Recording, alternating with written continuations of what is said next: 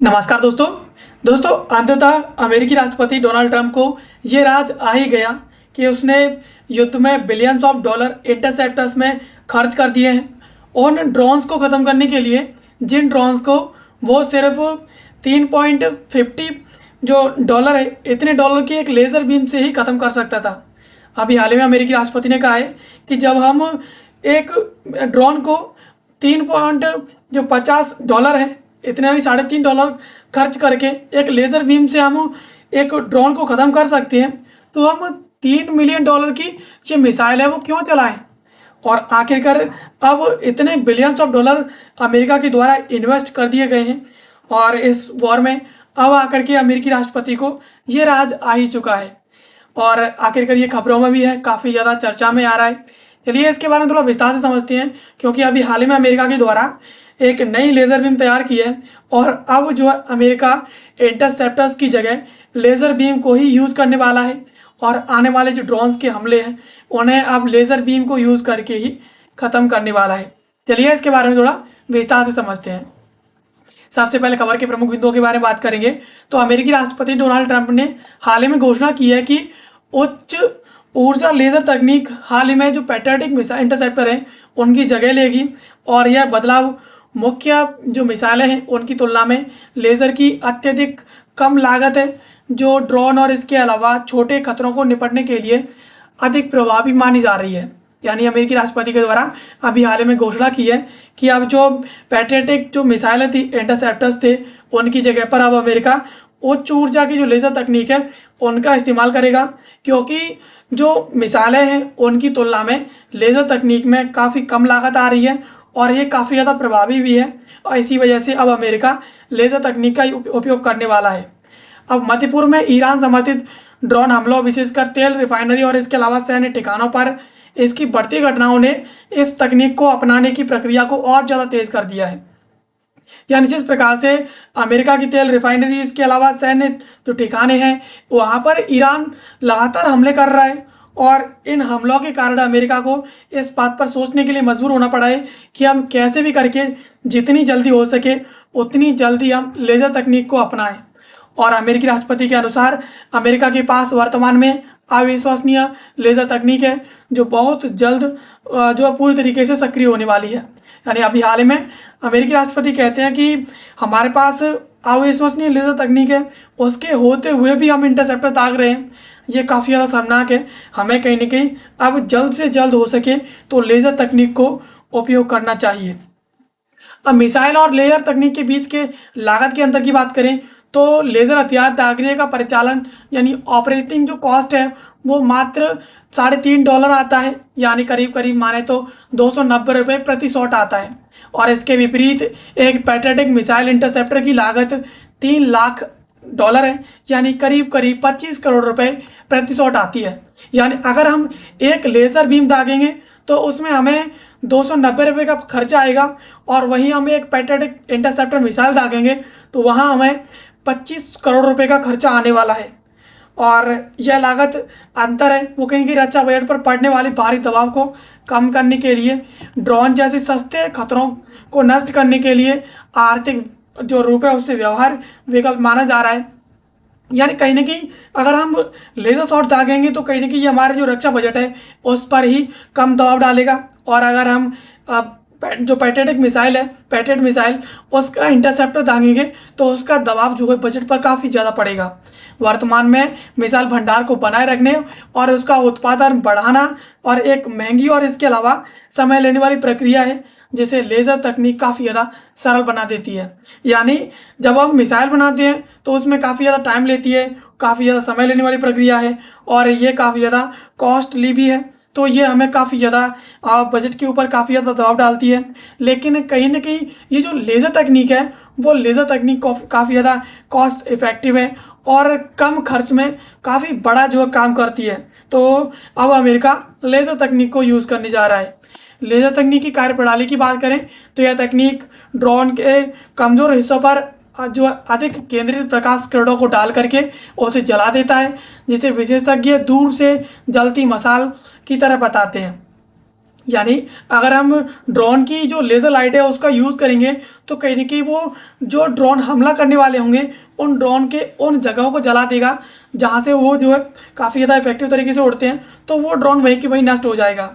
और लेज़र है कोई जादू नहीं है, इसे नष्ट करने के लिए कहीं ना कहीं जब ये टारगेट को डिस्ट्रॉय करेगा तो इसे डिस्ट्रॉय करने में मात्र 3 सेकंड का समय लगता है। अगर लेज़र लाइट जो है टारगेट पर मात्र 3 सेकंड तक अगर लॉक रही तो वो कहीं ना कहीं ड्रोन की इस प्रकार की जो है हालत कर देता है, ड्रोन को पूरी तरीके से जो है डिस्ट्रॉय कर देता है, उसके जो पार्ट्स हैं उन्हें अलग कर देता है। हाँ, मौसम की स्थिति और इसके प्रदर्शन को प्रभावित कर सकती है, जैसे कि बादल हो गए, कोहरा हो गया और नमी प्रकाश की जो किरणें हैं वो कहीं ना कहीं इसकी जो है इसे मोड़ सकती हैं या फिर इसे अवरुद्ध कर सकती है। तो जब मौसम बदलेगा तो वो इसे काफ़ी ज़्यादा प्रभावित भी कर सकता है। इसके अलावा समुद्री फुहार यानी कि सिया स्प्रे है वो कहीं ना कहीं, और इसके अलावा रेत है वो पर्यावरणीय कारक हैं, वो लेज़र के संवेदनशील जो ऑप्टिकल जो घटक हैं उन्हें नुकसान पहुंचा देते हैं। और इस वजह से कहीं ना कहीं जो युद्ध क्षेत्र है उसमें इस लेज़र वेपन की मरम्मत करना काफ़ी ज़्यादा चुनौतीपूर्ण होता है। यानी जब कोहरा रहता है या धुंध रहती है तो उस दौरान ये जो लेज़र वेपन है उसकी जब लेज़र निकलती है तो वो या तो रुक जाएगी या फिर कहीं दूसरी ओर मुड़ जाएगी, तो वो काफ़ी ज़्यादा जो है चैलेंजिंग रहता है। इसके अलावा जब समुद्री फुहार और जो रेत जैसे कण आते हैं तो वो भी कहीं ना कहीं इसे अलग तरीके से प्रभावित करता है। और ये युद्ध क्षेत्र में लेज़र जो वेपन्स हैं उन्हें काफ़ी ज़्यादा जो है नुकसान पहुंचाता है, जिसकी जो मरम्मत करना काफ़ी ज़्यादा चुनौतीपूर्ण रहता है। अनुबंध और उत्पादन संबंधी समस्याओं की बात करें तो अमेरिका के अंदर जो लॉकहीड मार्टिन है, इसके अलावा एनलाइट है, इसके जैसी कंपनियां हैं वो अमेरिका के अंदर अमेरिकी सेना के लिए 60 से 70 किलोवाट के लेज़र जो प्रोटोटाइप्स हैं वो बना रही हैं। और उत्पादन में सबसे बड़ी चुनौती है वो है यट्रबियम की। इसके अलावा गैल्बियम जैसी जो दुर्लभ धातुओं हैं उनकी सबसे बड़ी जो शॉर्टेज है अमेरिका के अंदर, इसी वजह से ये चुनौतीपूर्ण है। और इसका सबसे बड़ा जो उत्पादक देश है वो है चीन, बिकॉज चीन इसकी जो है एक्सपोर्ट करता है, अमेरिका को इसका निर्यात करता है। तो इसी वजह से अमेरिका इतनी ज़्यादा शक्तिशाली वेपन्स बना पा रहा है। और अभी हाल ही में आपने देखा था कि अमेरिका को जो है चीन के द्वारा ऐसे जो दुर्लभ धातुएं हैं वो देना बंद कर दिया था और चीन के द्वारा उन धातुओं पर एकाधिकार कर लिया था। जो धातुएं 6 थी उन पर एकाधिकार किया था, उसके अलावा उसमें और धातुएं ऐड कर दी गई थी और धातुएं ऐड करके उस पर एकाधिकार कर लिया था। और चीन ने कहा था कि अब हम किसी देश को एक्सपोर्ट नहीं करने वाले हैं, अब हम दुर्लभ धातुओं को अपने देश में ही रखेंगे। तो इस पर अमेरिकी राष्ट्रपति जो बुरी तरह बौखला गए थे। तो इस प्रकार से ये जो धातुएं हैं वो काफ़ी ज़्यादा अमेरिका के लिए, अमेरिका की टेक्नोलॉजी के लिए बहुत ही ज़्यादा इंपॉर्टेंट है, जो चीन के अंदर उत्पादित होती हैं।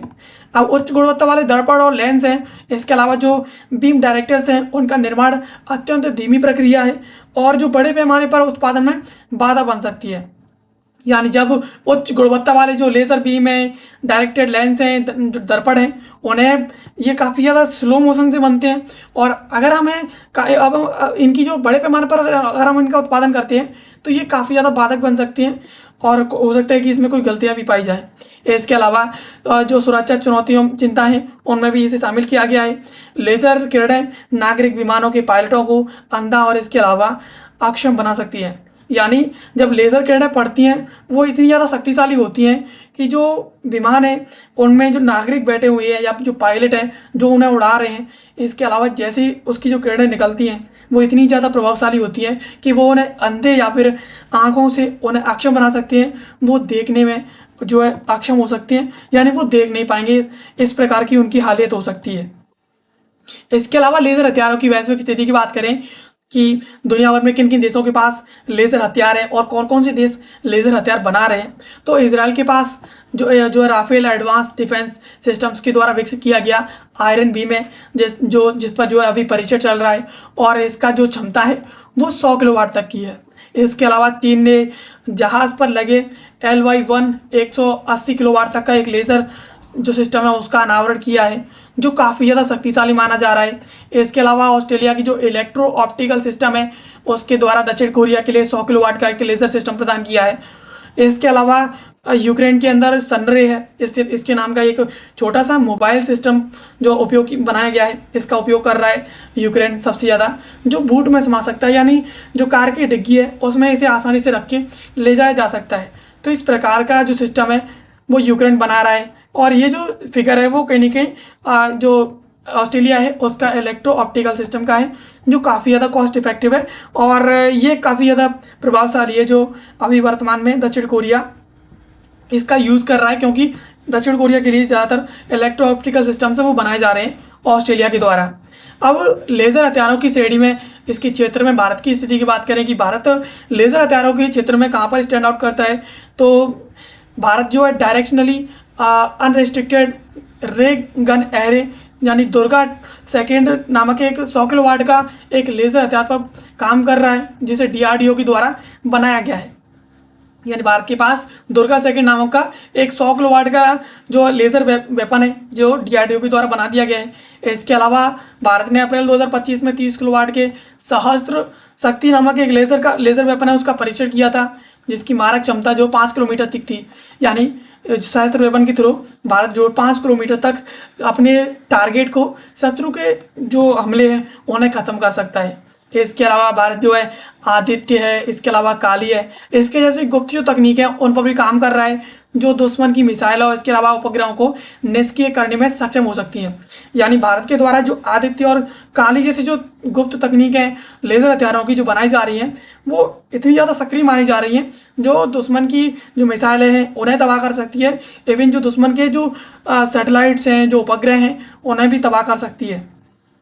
इसके अलावा भारत वर्तमान में 10 से 30 किलोवाट की कार्य प्रणालियों को तैनात करने की स्थिति में है, जबकि जो 100 किलोवाट की प्रणाली है उससे अधिक शक्तिशाली जो प्रणालियां हैं जैसे कि सूर्या है, उस प्रकार की जो प्रणालियां हैं उनके अनुसंधान स्तर पर है और अभी प्रोटोटाइप्स हैं वो चल रहे हैं। इन भारत जो है ज़्यादा शक्तिशाली जो प्रोटोटाइप्स हैं और जो प्रणालियां हैं उन्हें भारत अभी बना रहा है और वो अभी जो मैन्युफैक्चरिंग मोड में है बन रहे हैं, उनकी टेस्टिंग हो रही है, इस प्रकार के मोड में है। और अभी भारत जो तैनात कर सकता है वो 10 किलोवाट से 30 किलोवाट तक के जो हथियार हैं, लेज़र वेपन्स हैं, उन्हें भारत तैनात कर सकता है, लेकिन उससे बड़े जो हथियार हैं उन्हें भारत बना रहा है।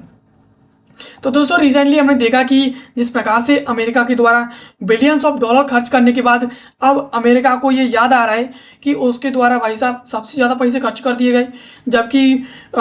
एक छोटा सा जो लेज़र बीम है वही इतने बड़े टारगेट को ख़त्म कर सकता था। इसमें सस्ते जो ड्रोन्स हैं उन्हें ख़त्म कर सकता था, लेकिन उन ड्रोन्स को ख़त्म करने के लिए अमेरिका अपनी $3 मिलियन की जो है इंटरसेप्टर दाग दे रहा है, पैट्रियटिक मिसाइलों को दाग दे रहा है, जो सस्ते से एक $20,000 के जो ड्रोन्स हैं उन्हें ख़त्म करने के लिए अमेरिका इतने महंगे महंगे जो मिसाइल है उन्हें उपयोग कर रहा है। तो अब अमेरिका जो है अब इतनी जो महंगी महंगी मिसाइलें हैं उन्हें उपयोग नहीं करेगा, उनकी जगह पर अब अमेरिका जो है इस प्रकार के